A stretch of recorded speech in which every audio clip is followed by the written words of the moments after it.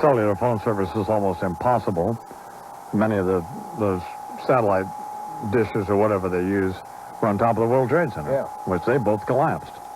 The mayor has closed Lower Manhattan to make way for emergency vehicles. The primary election called off. Airports have all been closed. Trading on Wall Street suspended. The United Nations building has been evacuated. Offices throughout Manhattan.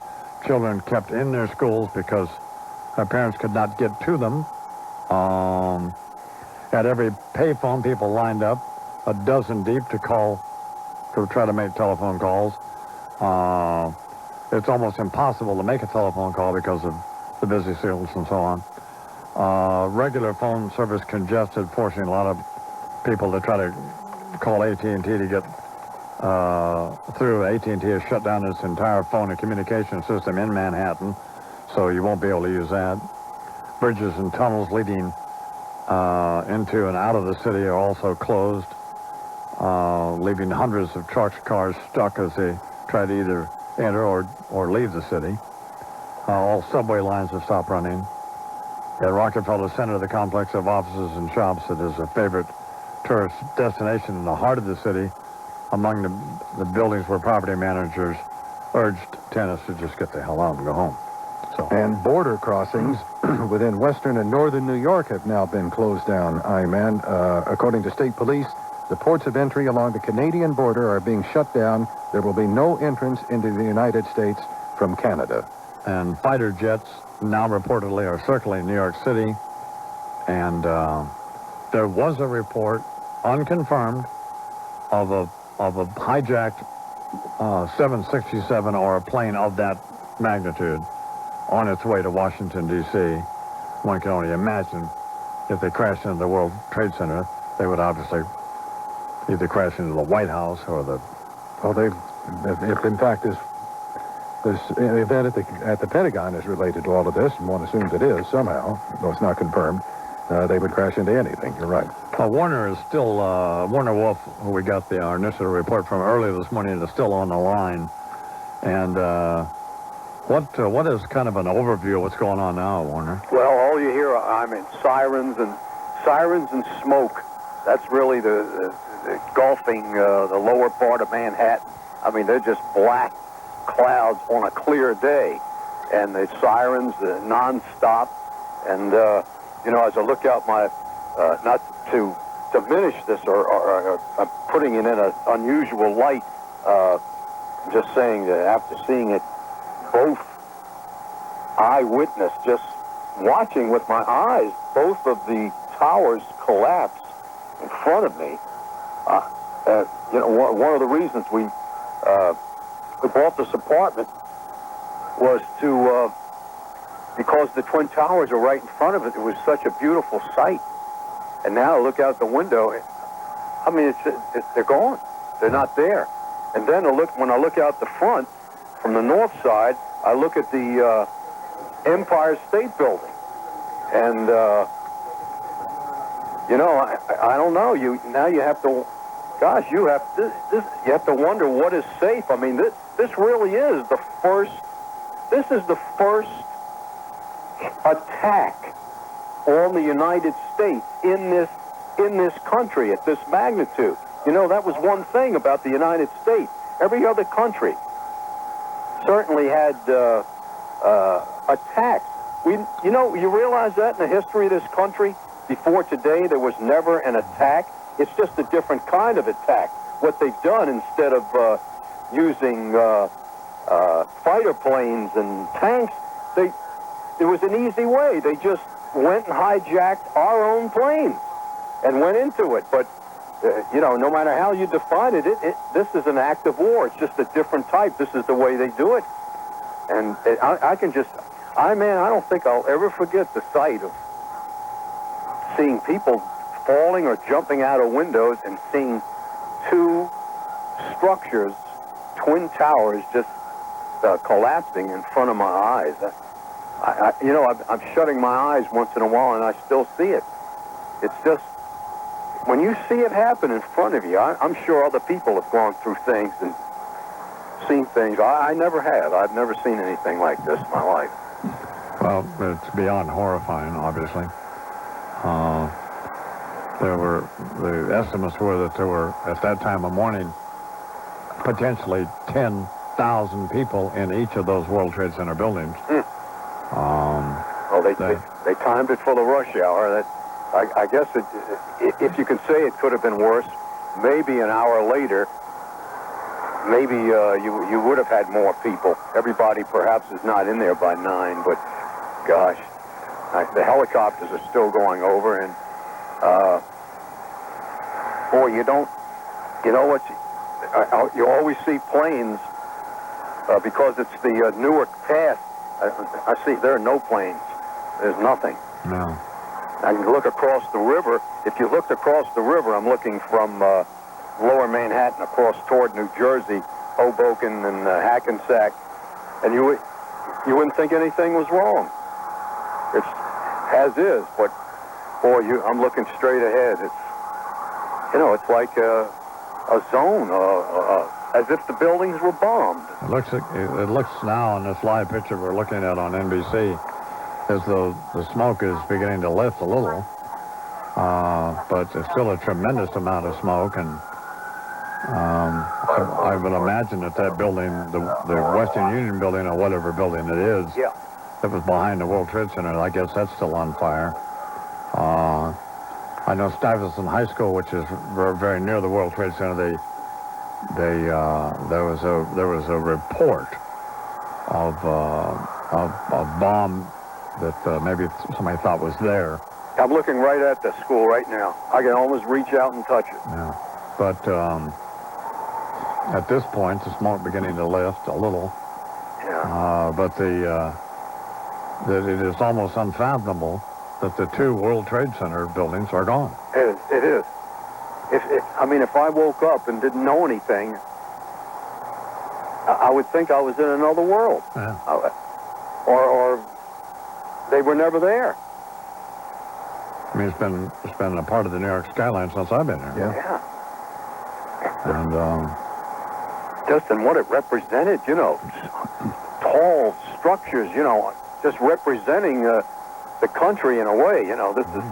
These are the powerful structures. Here they are. Here they were. I actually was on top of both of them at various times, and I've actually been on the side of one of them in a window washer cage. There was. Wow. But now the sirens have subsided. I don't know what that means. If maybe everybody's where they should be, or but that smoke is it has subsided. The smoke has subsided. I think that the scary thing was, you remember when we were talking just before the first tower collapsed? It was, you remember that we said this, I could see the smoke had turned a different color. Now that was the second tower. I could still see the fire was mostly in the second tower. But that smoke it turned black. If you recall, I said, boy, I don't know what it means because I'm not a fire expert. And then that thing just, oh man, we've just had a report that New York blood supplies are extremely low. Hospitals in desperate need of blood. Elmhurst Hospital in Jackson Heights. I just called the radio station. But this is now a general problem in the whole New York City area. And how you get to one of these hospitals, I guess you walk. But to donate? To donate blood, but all New York hospitals in desperate need of blood, and the casualties have got to be in. Well, it says New York City officials say they're preparing for catastrophic loss of life. So in the literally thousands of people. Gosh. It is 4 minutes now after the hour. WFAN New York. In order to help remind people about the Visa check card, we've created this simple memory association device. Next time you hear this sound, you'll be reminded that the Visa check card is the card that automatically deducts your purchase amount from your checking account. Next time you hear this sound, you'll be reminded that Visa is a more convenient alternative to writing checks and is less of a hassle than cash, making it great for all your everyday purchases. And when you hear this sound, you'll be sure to remember that the Visa check card is accepted in over 18 million places worldwide, which means when you hear this sound, you'll be reminded that the Visa check card automatically deducts your purchase amount from your checking account and is more convenient than checks, less of a hassle than cash, perfect for all those everyday purchases, and accepted at over 18 million places worldwide. Really? What could be easier? Visa check card. It's everywhere you want to be. Are you paying too much for your auto insurance? Then listen to what your neighbors are saying about Tri-State Consumer. Scott Okula, Wantagh. I pay $420 less with Tri-State Consumer for the same coverage, and I have just as much peace of mind. Eric Nowicki, Middle Island. Tri-State Consumer saved me over $500, and their service is great. Wendy O'Connell, Nesconset. I wanted service and security, as well as savings. Tri-State Consumer gives me all three. If you're a safe driver, Tri-State Consumer could save you up to $500 or more on your auto insurance. For an instant quote, call 1-800-JOIN-NOW. That's 1-800-JOIN-NOW. Or click 800joinnow.com. Tri-State Consumer, where safe drivers rate. Tri-State Consumer cares about your safety. Get a free, hands-free cell phone ear set when you complete an application. Tri-State Consumer Insurance Company, Jericho, New York. It is 6 minutes past the hour here on the Imus in the Morning program, which has lasted a couple more hours, and perhaps we'll go for the better part of the day, I guess, as we try to cover this as best we can on the radio. There's not much we can do other than monitor NBC and CBS News, which appear to be the best sources of information except for traffic. And here now Lori McNichol with as much traffic information as she has. Lori? Well, right now, all the bridges and tunnels, as you know, heading into Manhattan, they are still closed. At the outbound Queens Midtown Tunnel and outbound upper deck at the George Washington Bridge, they're sporadically opening one lane to let some cars go through. In Manhattan, no trains and buses are running, but there are taxis. Is that just to let people out, or? Right, to leave Manhattan. Nobody's being allowed in Manhattan. No, not at all, from any approach.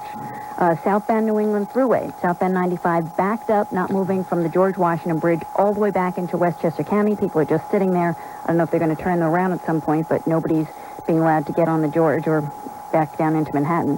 Whitestone, Throgs Neck, Triborough bridges, all closed. On Long Island, the LIE, Northern and Southern State Parkways, they're open. You know, you can take them back and forth through Nassau and Suffolk County, but that's as far as you can go. Tappan Zee Bridge, heavy but open both ways. Verrazano's closed. Now, Metro North Long Island Railroad suspended. Still waiting to hear back from Amtrak, but we assume, obviously, that trains aren't coming into Manhattan. We're trying to check the route between Washington and New York. There's no way to make any telephone calls. For example, I've tried to call my apartment in Manhattan, and you can't get through. And you can't use cell phones, and even the telephone here in the studio doesn't work. So there's no way to even call, for example, my wife, or anybody else's wife. I mean, not that I would be calling them, but there's no way to make telephone calls, in other words. Well, the lines are busy. Some lines you can get through on. I don't know if it's individual carriers, but you have to keep trying them. The lines are definitely overloaded. Okay, what else going on? 8 minutes ago, United Airlines announced that it was, quote, deeply concerned about a second flight after having earlier confirmed that one of its flights did crash southeast of Pittsburgh today. But we still don't have an identification or a description of that flight. Now United Airlines is confirming a second United flight has crashed, the location not given. So that is confirmation now of the two American flights that apparently were the two aircraft involved in the crashing into the World Trade Center. And now United Airlines confirming that two more of its flights have crashed today. All of the rest of the planes in the country have been grounded. The planes that were in the air, the FAA obviously would allow to land. International flights have been diverted to Canada, but then all Canadian airports have been closed as well. They're not allowing people into the country, period. And do you have more traffic stuff, Lori? Yeah, there's now limited Metro North service outbound going to Connecticut and Westchester, and the eastbound LIE has some trains running out of Hunters Point, Flatbush, and Woodside, and that's all eastbound. Nothing going into the city. Okay, Lloyd McNichol here. Any other information you have, let us know. 9 minutes after the hour, after 12 o'clock. What else, Charles? In Washington, authorities are deploying troops, including a regiment of light infantry. Don't know where they're being deployed to. And a senior U.S. official says Bush advisors are preparing a list of options that could include closing the nation's borders entirely. That's the latest out of Washington, I-Man. The smoke continues to rise from lower Manhattan. It looks as though the city is on fire. It does. The shot across the bay looking north, from south to north into lower Manhattan, looks as though, from the smoke and the dust, as though the lower part of Manhattan were actually burning. And again, both World Trade Centers have, in fact, collapsed. As you said, with perhaps as many as 10,000 people in each of the towers, employees, and they estimated maybe as many as 5,000 more people who would have been in those buildings as visitors of one sort or another. Well, that would have been throughout the day and not this morning at 9 o'clock. What is NBC News doing, Lou? They are reporting, they have the guy reporting from Newark Airport what's going on. They're looking out from New Jersey. Well, let's listen to that. He is speaking now, and he is on NBC, and let's go take this live. Ability had been eliminated through security measures. I mean, obviously no one can predict an airliner or two airliners crashing into these buildings, but was there some sense that security had been shored up? You know, you do everything you can. You make sure that people don't get into the towers without being inspected. You make sure that people can't park under the towers, but you just can't be prepared for a plane to fly into one of the towers or two planes to fly into the towers. It's a horrible, horrible situation. Our heart goes out to all those whose families are at risk, and we're just going to do everything we can to respond and be supportive and helpful too. Obviously, the loss of life is the primary concern right now in helping those who've been injured. But if you will, at least talk to me a little bit about the other impact of this building. This is, for example, as Tom and Katie and I have pointed out, the world financial center, the hub of finances in the world, if not at least here in the United States. What type of damage has been done to the financial infrastructure of this country? The economic impact is something we can talk about as the days unfold. Right now, we still have to focus on making sure we save as many people as possible, help those who are injured, help with an orderly removal of the people who are leaving downtown and leaving the city. We're going to focus on that and be concerned about what may or may not be the economic consequences once the immediate crisis has passed. Do you have plans to get down to this area? Yes, I'm in the city, and I've been in touch with the mayor, and we're going to be continuing to do everything we can. Governor, what about other emergency procedures for the city of New York in the next several days in terms of what's going to remain shut down and so on? A lot of people have this as a destination. A lot of people, millions of people live here. Tom, right now we do have limited service out of the city. We have both the Metro North and Long Island Railroad running out. We have the George Washington Bridge open. The tunnels are shut for security reasons. We're not having traffic other than emergency traffic come into the city. And I think at this point it would be extremely unlikely that we're going to have many people coming into the city tomorrow. We're going to be continuing to try to deal with the horrendous situation downtown. Thank you very much, Governor. I know it's been a long and difficult day, and it will go on for you and for all New Yorkers for a long, long time, unfortunately. Well, our prayers are with the families and the people whose lives are still at risk. Thank you very much, Governor. Thank you. We want to go now, Matt, to Jim Miklashevsky, who is at the Pentagon. Jim, a lot of these flights were transcontinental flights, heavily loaded not only with passengers, but with fuel. That's right, Tom, and we just learned a few moments ago that the U.S. Navy is dispatching a couple of aircraft carriers from Norfolk, the JFK and the George Washington. One will be stationed off of New York. The other will be stationed in the Atlantic as close to Washington, D.C. as they can get. They'll be there to provide any possible military support that may be needed, including flying any kind of air cover should there be any additional warnings of any further terrorist attempted attacks. Now, as we stood here this morning, you can see the smoke is still billowing. The smoke just in the past few minutes has changed from black to white, a strong indication that they're throwing more water on the fire, as we saw from other vantage points. But the priority now is to get the fire under control. A casualty count is impossible at this point, Tom.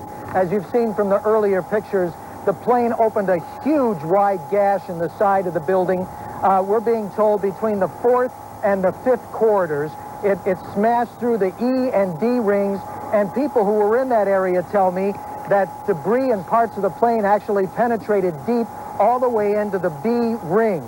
There are 5 rings, A through E, and it entered in the E ring, so it plowed through a number of the rings.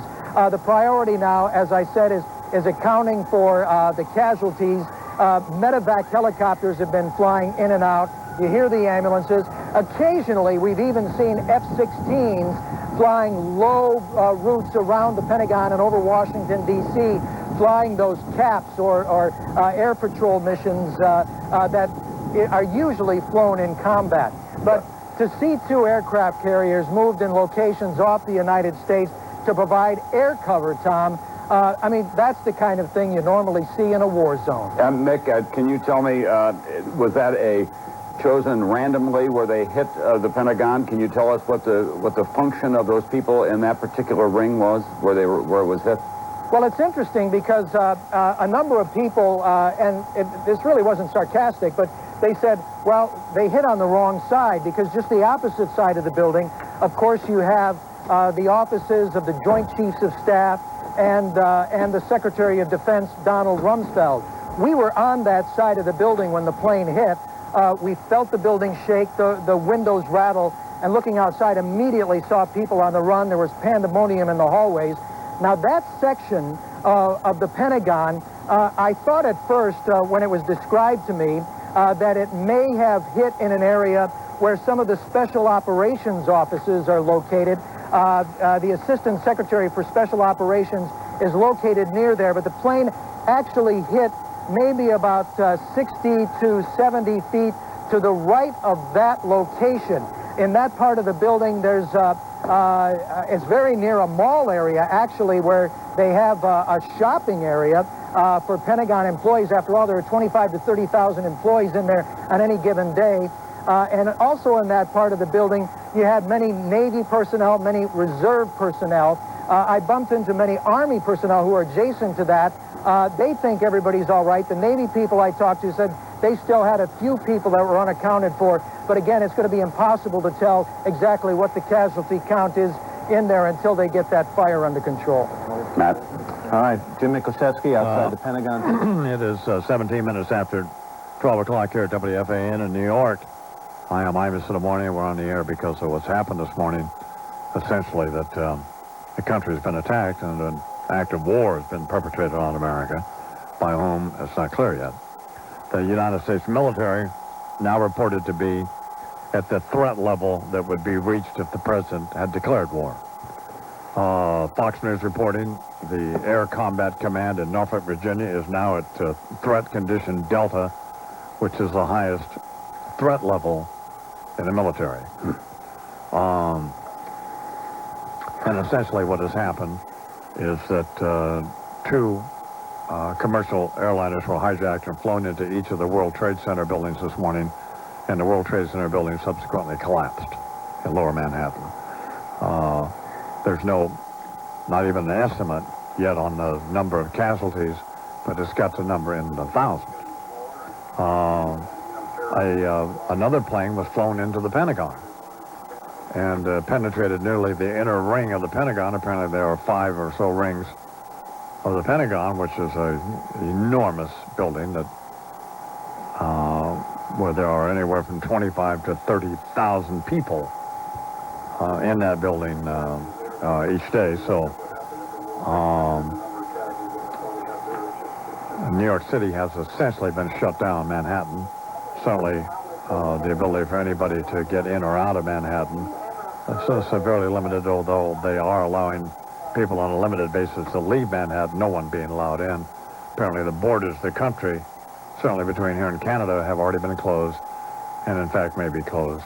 The entire country may be closed. One of the options they were looking at is a complete border closure. And in effect, international flights had been diverted to airports in Canada. Now all Canadian airports have been shut down.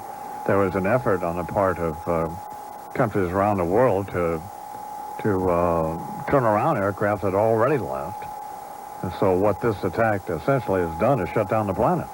And United Airlines was confirming now that it has lost an aircraft southeast of Pittsburgh, Pennsylvania, and has also announced that a second United Airlines flight has crashed, but the location was not given. We don't know as yet. And Secretary of State Powell is on his way back to Washington. He was in Peru. He's urged foreign ministers from the Organization of American States, the OAS, to pass a democracy pact as a clear collective message against terrorism. So General Powell, Secretary Powell, also on his way back. The New York National Guard has been activated by Governor Pataki to help local police. The George Washington Bridge outbound is open, allowing people, as I said a little earlier, to get out of the city. New York blood supplies are dangerously low. Hospitals are in desperate need of blood. Elmer's Hospital in Jackson Heights called the radio station. And they are just one of the hospitals that we have heard from. And there is now a general problem in all hospitals in the New York City area, particularly hospitals in Lower Manhattan, St. Vincent's, and New York Hospital down there, with a division of that, and other hospitals as well.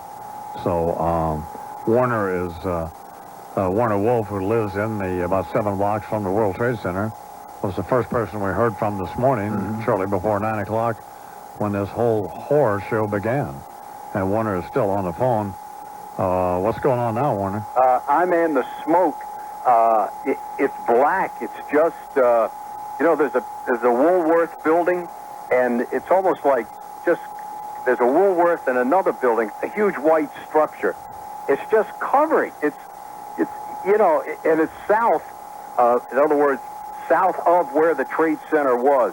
I was just thinking, for 3 years, we've opened up our bedroom window, and of course, before we go to bed and then when we get up, you love to see it's the World Trade Center. It's so beautiful. And now I can't relate to you how something like that you're so used to looking at every day for 3 years, and now I'm looking at the spot where it was. It's not there. It's gone. It's just incredible. But the smoke is dark. I mean, it is dark. There's got to be a huge fire out there somewhere. But at least it's, well, I don't know.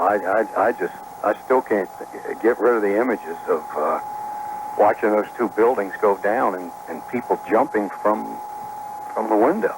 Well, in the live picture that we're looking at on NBC-TV, the smoke still fairly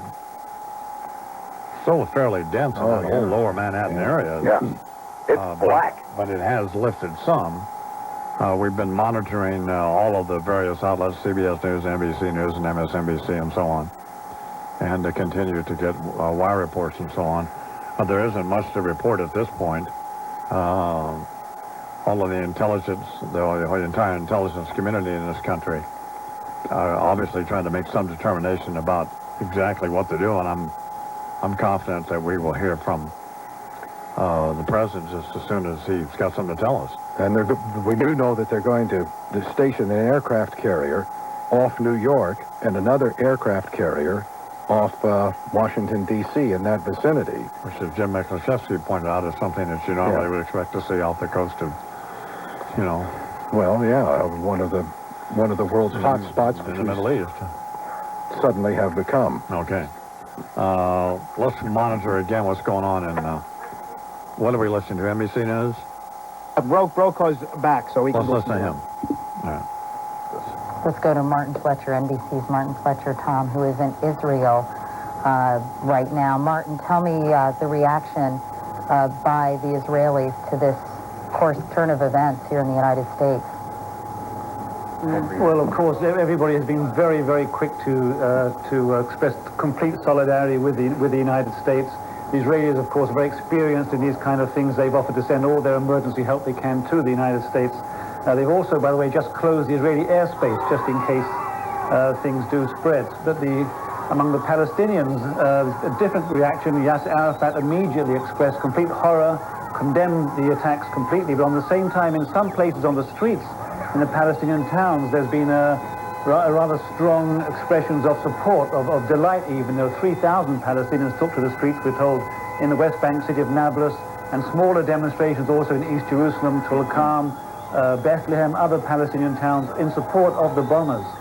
Happy of these few Palestinians at what has happened. But of course, that's just, we don't know how widespread that is, but there have been some clear support, demonstrations of support for the bombings. But Martin, we should point out... I must stress, I should stress that Palestinian leaders all condemn totally the bombings. We should put into some perspective for us, if you could, Martin, how displeased many Palestinians are with the United States right now about their feelings that somehow the U.S. is siding more with with the Israelis in terms of what's going on in the Middle East. Well, there's complete support across the board belief among Palestinians that the United States and Israel are one. That the United States is together with Israel in the situation here in Israel and the West Bank. They believe the United States completely supports Israel and therefore deserves to some kind of attacks against the United States. So there have been many calls here, especially in recent weeks, by the way, in some of the Palestinian media, for attacks against the United States.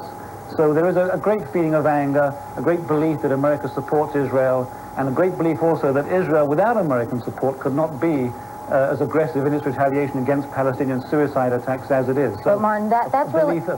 strong feeling. I was just going to say, Martin, that sentiment, I was just going to say that sentiment is really nothing new. Has it been exacerbated in recent weeks in terms of how the Bush administration has been dealing with the Mideast?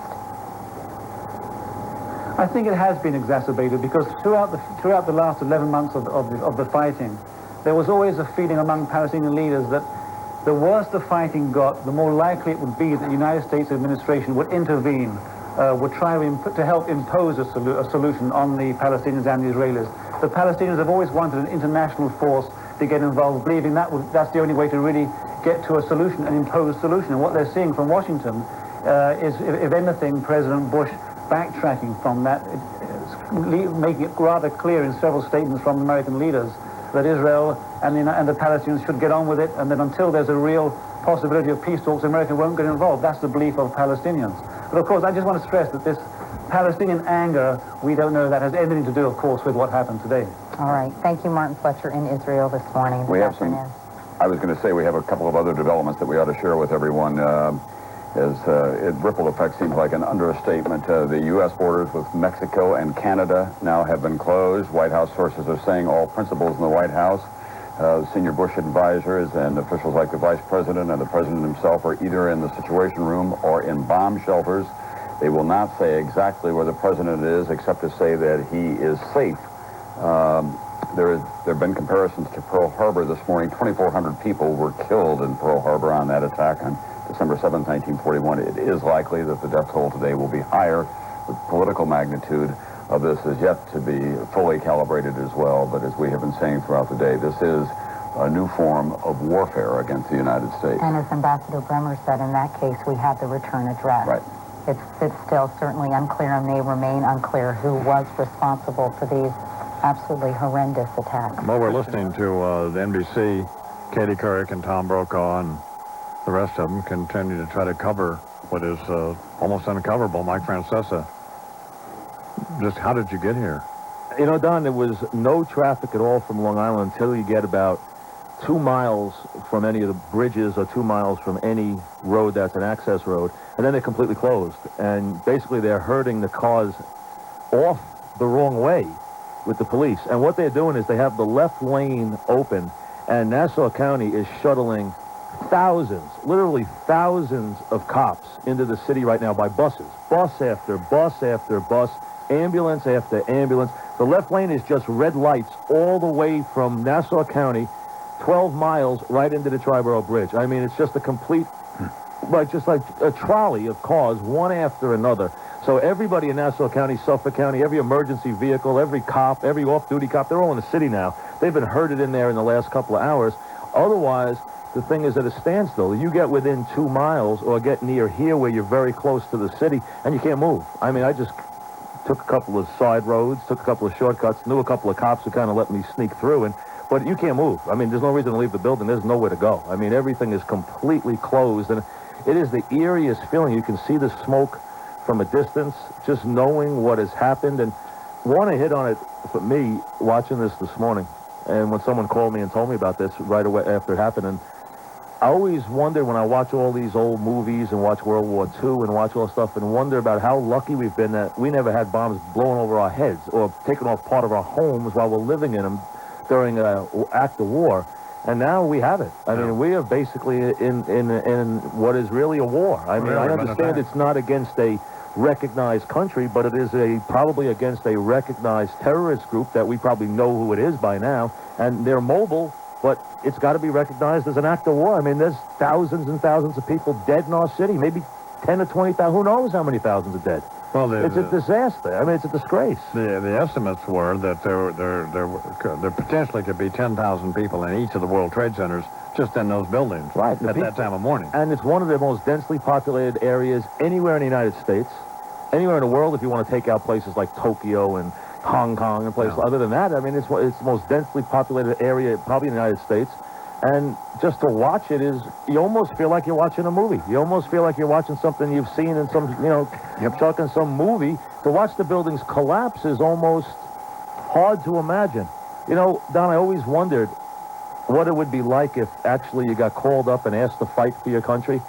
Today, you wouldn't have any problem going to fight for your country. No. In a second, you'd go fight. I'd go fight right now if I could go. If you told me who to fight, I'd fight right now. If you knew the return Absolutely. address. That's how upset you are just watching this. Yeah. Well, it is 31 minutes past the hour. Here's what's happened in the event for some reason. It's time to turn your radio on. At a little before 9 o'clock this morning, a plane, it turns out now was a hijacked American Airlines plane out of Boston going to Los Angeles, crashed into the World Trade Center. That was shortly before 9 o'clock. About 18 minutes later, something like that, a second plane, which we actually saw on television, crashed into the second tower of the World Trade Center. At that point, President Bush, who was at a school reading program in Sarasota, Florida, came on and said that, described it as an apparent terrorist attack. Didn't have any information at that point, at least, that he was prepared to share with us, and did describe it accurately as a national tragedy. He then canceled all of his plans, got on Air Force One, and was on his way back to Washington and may, in fact, be there by now. Then an aircraft crashed into the Pentagon, and we've now learned, took out 5 floors of the Pentagon, penetrated nearly to the inner ring of the Pentagon. Apparently there are 5 rings there, and that is on fire. They then closed all the government buildings in Washington, including the Capitol and the White House, evacuated initially the West Wing, and then there's a situation room. Well, the Air Force One, I understand, is in fact a situation room, and prepared for the president just to fly around in that if there's no place to land, for example. The president on his way, as well as leaders of Congress, to the situation room. The FAA then grounded all aircraft in the country and allowed, obviously, the planes that were en route someplace to land. International flights were diverted to Canada. They then closed all of the airports in Canada. They then closed the border between here and Canada. And there's been some discussion, and I don't know whether that's been implemented yet or not, of closing the borders everywhere and not allowing anybody in at all. That was an option being discussed. And then, unbelievably and inexplicably, and that may not even be an appropriate word, but shortly after 10 o'clock this morning, the south tower of the World Trade Center collapsed. Looked as though they dynamite these buildings. Yeah, when they implode a building. Yeah, that's exactly what happened. And then 28 minutes later, the other tower collapsed as well. So both towers of 2 of the most magnificent buildings on the planet collapsed, in fact. And, of course, y'all remember 8 years ago, that's what, in fact, they were trying to do when they set a bomb off there in the garage, was to take down the tower. And a lot of people thought at that point that it was going to be closed. And, of course, all financial markets are closed. The long-term damage to the financial markets, whether, in fact, what has happened in Lower Manhattan will leave the financial markets in a position to operate at all is questionable at this point, although Tom Brokaw was just talking to Governor Pataki, and his concern, appropriately so, was for the people involved. So at that point, then they closed most of New York City all of the bridges and tunnels, in fact, are closed into and out of the city, with the exception of the upper level, the outer portion of the George Washington Bridge, in which they are sporadically letting people out of Manhattan, though they aren't allowing anyone in. I just spoke to my wife, and we live in Manhattan, and she was wondering how we could get out of there and go to Connecticut. And I said, there's no way. There isn't any way for her to get to here to Queens. No way. And to get me to go to any place. So I'll be going through Francesca's office looking for stuff to eat. Well, there's nothing there, but we'll try and get you some. Conor will get you something to eat, though. Okay. So at this point, we're simply waiting for the intelligence community, I guess, to come to some sort of determination. And the president, somehow there's got to come a point here soon where the president's got to talk to the nation so that we have some, because we don't have any information. And talk to the world. Yeah, I think once the country's secured, and once the people who can be saved are saved, and they get everybody to the hospital and hopefully create order, then it becomes an issue of exactly how do we restore world order? How do we go about the business of retaliation, which there's going to be retaliation here? There has to be. It's an act of war. We have to retaliate. Well, there's already been some discussion about who to attack and what magnitude. Laurie McNichol is here, and she has some updated traffic information. Is that right, Laurie? That's right. You can get into Queens, but you can't leave it. The Whitestone, Throgs Neck, and Triborough bridges are open Queens-bound. They are closed going into the Bronx. Staten Island-bound Verrazano, that's also open, but you can't get into Brooklyn. Williamsburg, Brooklyn Bridge, Manhattan bridges, all closed. The Hudson River crossings, that's the Holland-Lincoln Tunnels, George Washington Bridge, they are all shut down. Forget about that lane being sporadically open. They said people are it's a parking lot all the way on the Cross Bronx Expressway, all the way back into Westchester County, the Deegan ramps, tons of cars just sitting there, can't move, can't turn around, just parked. So it is sort of a mess. Manhattan's quiet. There are a few taxis on the street, and police are encouraging them to fill up their cabs and take people, as many people as their cab will hold them, to destinations within Manhattan. So American Airlines Flight 11, a Boeing 767 en route from Boston to Los Angeles, that crashed into the World Trade Center. The plane, now, according to American Airlines, was carrying 81 passengers, 9 flight attendants, and 2 pilots. American Airlines Flight 77, a Boeing 757, en route from Dulles Airport, which is near Washington, to Los Angeles, crashed into the other tower of the World Trade Center. That plane, according to American Airlines, had 58 passengers, 4 flight attendants, and 2 pilots. United Airlines Flight 93, a Boeing 757, crashed southeast of Pittsburgh while en route from Newark, New Jersey, to San Francisco. That plane, why it crashed, we don't know yet. That plane was carrying 38 passengers, 2 pilots, and 5 flight attendants.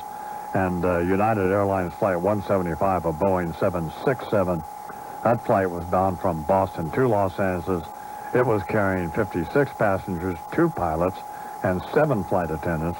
The airline would not say where that plane crashed, only that it did crash. So all planes across the country are currently grounded. All of the airports are closed. And they were diverting, as I said, international flights to Canada. They presumably landed the ones that were on their way there. They then have closed all the airports in Canada. And the international flights that had left these various destinations around the world have apparently been turned back. So it is 22 minutes now till 1 o'clock here on WFAN in New York. Mike Francesa is here, having made his way in from Long Island. And Charles is here. Charles, what do you have? Just this unsettling, disturbing report that Palestinians took to the streets in celebration of what had happened in this country this morning. An example, in the West Bank town of Nablus, 3,000 people came out of their homes and businesses chanting "God is great" and distributing candy, which they're told is a traditional gesture of celebration. And a London-based Arab newspaper is reporting that Osama bin Laden, they learned of a threat of a massive attack on American interests. That threat was being made 3 weeks ago, but the publication says, having received so many warnings like that, didn't take it seriously. President Bush, Secretary of State Powell on their way back to an undisclosed location to meet with their security people to discuss what to do about dealing with the tragedy. And as you reported earlier, I-Man, we have word that the U.S. military is now at a threat level that would be reached as though the president had issued a declaration of war, threat condition Delta, the highest threat level in the military. There's a report now the president's going to speak to the country in just a few minutes. All of the federal buildings, of course, in New York City and in Washington have been closed, and we're monitoring NBC and CBS News. And when the president speaks, well, we'll go to that. WFAN New York. Uh-huh. Yes, that's right. Real good. Okay, thanks. Hey, Larry? Hang on a second, Oscar. I'm just on the phone with FedEx. Yeah, on the phone. Why don't you just open an account on FedEx.com? I don't like machines. Well, it's like 10 times faster. What's not to like? Well, some of us still believe in the value of human contact. I, for one, want to talk to a person on the phone. I want a professionally perky person to ask how she can help me. Yeah, but... I want somebody with a pleasant phone voice to tell me to have a nice day. I am on the line right now with a very nice person named Brenda. Now, Brenda is an actual human being who understands my needs and feelings and stands with me, united by common goals and mutual respect. Right, Brenda? No, because you can save 10% on FedEx.com. Bye, Brenda. Open an account on FedEx.com. Save 10% on online express shipping. See program terms and conditions at FedEx.com. FedEx.com. It's faster, it's easier, it just got cheaper. On the HBO Boxing Beat, I'm Larry Michael. Well, the long wait is over. After it started back in April, the Middleweight Championship Unification Series finally will crown an undisputed champion Saturday night, September 15th, at Madison Square Garden in New York. Being billed, and then there was one. Unbeaten Felix Trinidad against Bernard the Executioner Hopkins on TVKO pay-per-view from HBO. Trash Talk, which has marked the promotion of the showdown, will end Saturday night. Will Trinidad continue on his roll, becoming the first undisputed middleweight champion since Marvin Hagler? Or will Hopkins win a record-tying 14th straight title defense? Drama at the Mecca of boxing, Madison Square Garden. The answers on TVKO pay-per-view from HBO September 15th, Trinidad and Hopkins. And then there was one. I'm Larry Michael on the HBO Boxing Beat.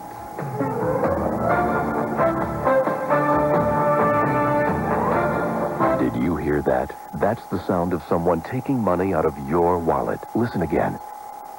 It's hard to hear. It's even harder to see. That's because the person stealing from you is committing insurance fraud, the hidden crime that costs policyholders like you billions of dollars each year. Insurance fraud is a complex crime. It includes everyone who fakes a claim, inflates their legitimate claim, or bills for services they never provided. Any way you look at it, insurance fraud is a very costly crime. Each year, insurance fraud costs more than the damages from Hurricane Andrew, the California earthquakes, and the World Trade Center bombing combined. Who pays for all this? You do. You and every other honest person with an insurance policy. To learn more about insurance fraud in New York, call 1-888-FRAUD-NY or visit www.preventfraud.org. Fraud, the crime you pay for. Sponsored by the New York Alliance Against Insurance Fraud. This is Football Talk, and I'm with Philadelphia Eagles quarterback Donovan McNabb. Donovan, I've got your mom on the line, and she's got a major beef. What did I do? You left home without eating your chunky beef with country vegetable soup. One of 4 chunky soups with more beef. More is good. It's got more lean beef to fill you up right. This chunky is beefier than a 300-pound linebacker. Ouch. That's a lot of beef. Campbell's Chunky Beef with country vegetables, now with more beef. Everyone is interested in something, from yoga to Yugoslavia, Brad Pitt to biology. And at Content Store, ContentVille.com, you can get everything about anything at great prices. With Contentville's cross-content search, you'll find books, magazines, articles, dissertations, and more on whatever interests you, all with the click of a mouse. All items are downloadable or shipped to you within 48 hours. Contentville offers magazine subscriptions with fast first-issue delivery. Order a subscription today from Contentville's selection of over 800 titles, and your first issue will be in the mail to you within 48 hours, not 48 days. And Contentville sells magazine subscriptions at the lowest authorized price on the web. Come to Contentville now and save 90% off the cover price of New York Magazine, 74% off 17, or choose from many other great offers. So visit ContentVille.com today. That's CONTENTVILLE.com to find everything about anything at great prices. You don't have to pay any price for the best SUV. You don't have to give up all you've got to drive a Nissan Pathfinder. All you have to do is run on over to your Nissan dealer during the Nissan Model Year-End Sales event. Get the best deals of the year on a new 240-horsepower Nissan Pathfinder. Get low 0.9% financing plus $1,500 cash back from Nissan on the one that's earned Four-Wheeler Magazine's coveted 2001 Four-Wheeler of the Year award and was ranked best midsize SUV in initial quality by J.D. Power and Associates. You don't have to wait another minute to get great deals on the best cars and trucks. The Nissan Model Year-End Sales event. Get low 0.9% financing plus $1,500 cash back on the Nissan Pathfinder. Nissan. Driven. Offer ends October 1st. Must take delivery from new dealer stock. APR short-term financing for well-qualified buyers. Call 1-800-648-7038 for award details. It's a quarter till the hour here on WFAN in New York. I am Imus. Mike Francesa is here with us, and so is Charles McCord, and Ann Thompson is reporting on NBC News now. Let's hear what she has to say. Nuclear holocaust. It was nothing but debris and papers and all parts of buildings down and glass. Can we please move? I will, please. sir. I will.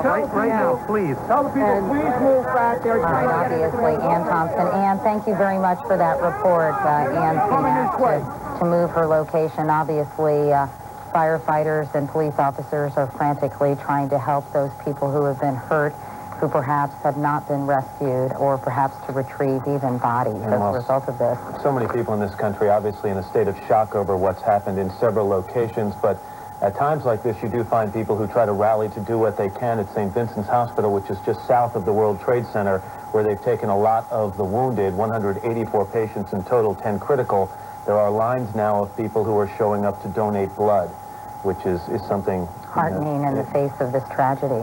Catherine Hughes is at Virginia Hospital Center, where many of the people who were hurt at the Pentagon were yet another plane Listening to Katie Couric and Matt Lauer.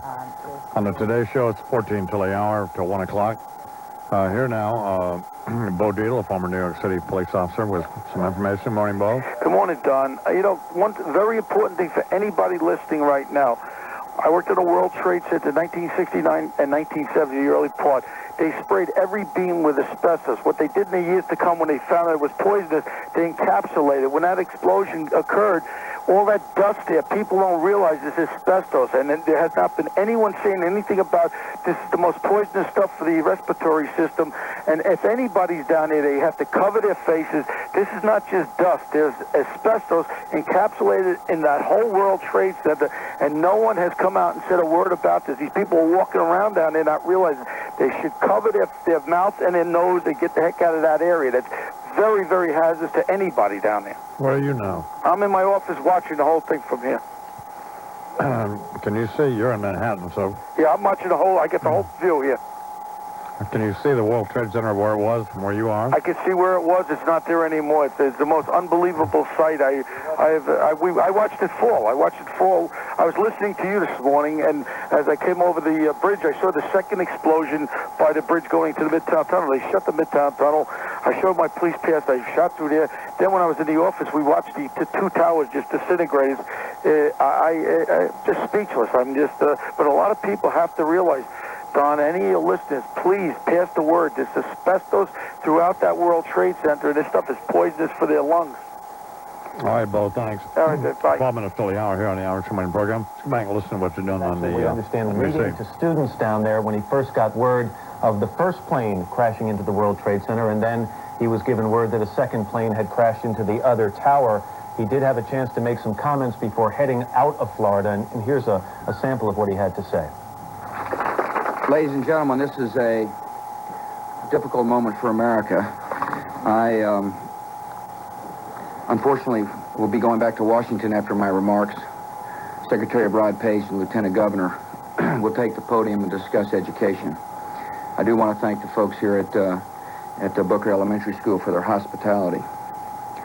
Today, we've had a national tragedy. 2 airplanes have crashed into the World Trade Center in an apparent terrorist attack on our country.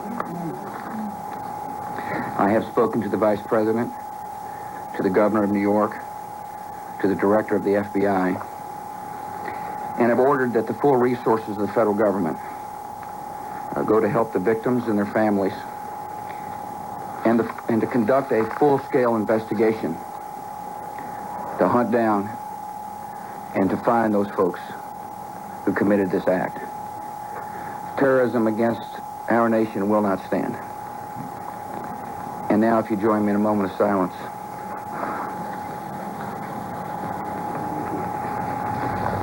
I want to mention that President Bush is said to have made a couple of other comments. He said that freedom itself was attacked, freedom will be protected, and that the U.S. will hunt down and punish those responsible. Go ahead. He also said that the U.S. military was on high alert at home and abroad. Just to update you on the situation, we told you that there had been several international flights en route to the United States. The original plan from the FAA was to divert those to Canada.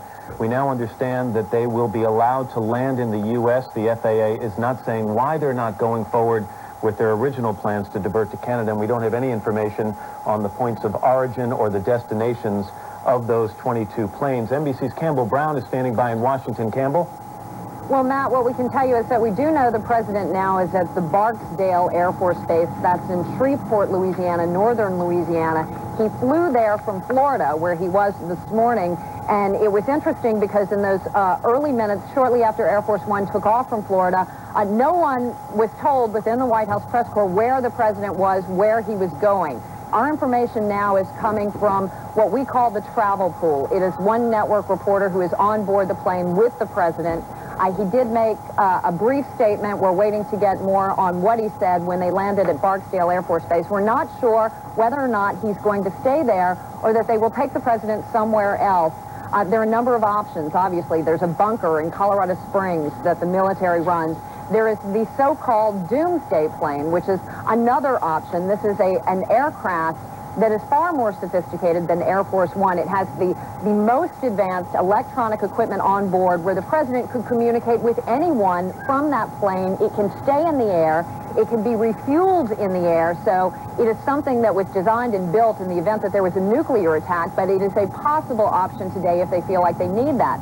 Of course, the president, when he was in Florida and initially made those remarks you played a moment ago, he did say he was coming back from Washington, but obviously now they're reevaluating the situation to try to figure out where it may be best for him to operate from. There are a few officials still at the White House now. His National Security Advisor, Condoleezza Rice, and other key officials are in the White House. We're told they're operating out of the Situation Room, and that a few areas of the White House have been designated as so-called hard rooms, meaning Special Secret Service agents are there guarding the few key people who are needed to stay at the White House. The rest of the White House has been evacuated. But the president is obviously in close contact with his national security team, who is remaining there for the time being. He was informed of this while he was in Florida at an education event this morning of the first incident when the first plane flew into the World Trade Center. He was told by phone by his National Security Advisor, Condoleezza Rice, while he was in a holding room, while he was about to go out and speak to some elementary school children. Then while he was actually reading to these students, a note was passed to him from his Chief of Staff, Andy Card. In the pictures, you can see the reaction on the president's face, as shocked as the rest of us at what had happened. And his plans immediately changed, initially to come back to Washington, but now, again, the Barksdale Air Force Base in Shreveport, Louisiana, and we'll be waiting further word on where he will go from here and where he will sort of command the military operations, given the situation. Matt? All right, Campbell, thank you very much. Katie? Meanwhile, Matt, Cardinal Egan of the New York Archdiocese is joining us now. He has been outside St. Vincent's Hospital here in Manhattan delivering last rites to some of the people who have been brought to that hospital. Your Eminence, thank you for talking with us. Can you tell us or describe the scene for us, if you could? Well, I've been here since the very beginning. We have 184 patients here at St. Vincent's Hospital in Lower Manhattan. 10 are critical, and 6 are of the police department or the fire department. So far, 2 have passed away. The situation has been that the doctors and the nurses are waiting outside here.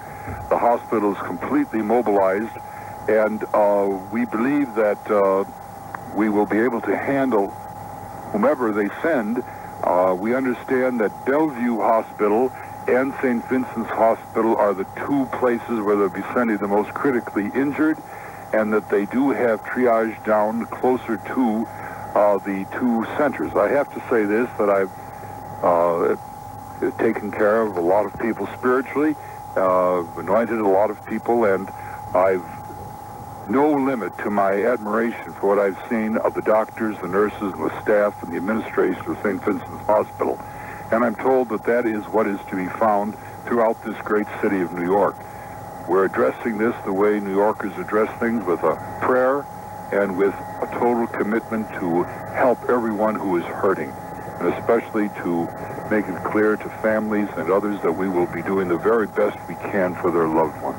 I have here Dr. Ackerman, if you'd like to speak to him. Sure, that would be great. Here he is right now. Dr. Ackerman, are you an emergency physician there? Dr. Ackerman, it's Katie Couric. Thank you for talking with us. Thank you. Can you tell us a little bit about the situation there and how the patients are doing? I know that you have about 184 patients. Is that correct? That's correct, Katie. And actually, the number is growing as the minutes go on. When the first ambulances came in, there were 10 or 11 people in each of them. Now that the triage centers are set up downtown, we're getting fewer patients at the moment, but we're getting the most critically injured.